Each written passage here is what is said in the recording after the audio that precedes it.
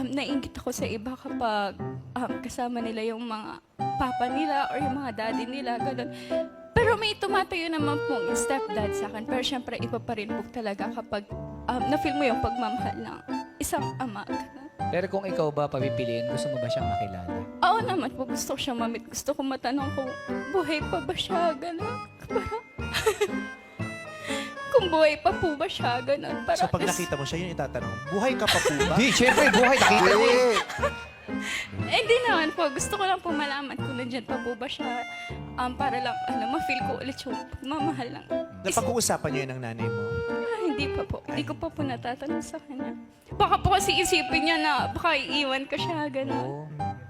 Pero kung ikaw ang tatanungin at magdidesisyon, mas gusto mong makilala yung tatay mo. Oo naman po. Hindi po ako magdadalawang isip na makita ko po siya and makilala ng lubusan. Para kahit na tumandaman po ako, ganun. Para kahit pa paano, ma-feel ko lang po na meron pong isang ama na ganun. Yung pagmamahal po ng isang ng isang ama, ganun. Pero yung stepdad mo, okay naman kayo?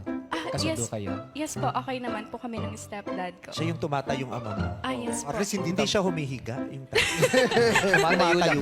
So pag nakaupo na siya, hindi na siya yung ama. Bakit? Kasi tumatayo lang na ama. Importante, masipag yung stepdad. Bakit mo nasabi? Kasi tumatayo. Yes, tama yung sinabi Tama niya. naman eh. Yes, because with great power comes great responsibility. Who are you? Spider-Man. Spider-Man talaga. Sakto. Hey, come on. Hey. Wow, si Spider-Man! Ang dumi ng brief sa likod.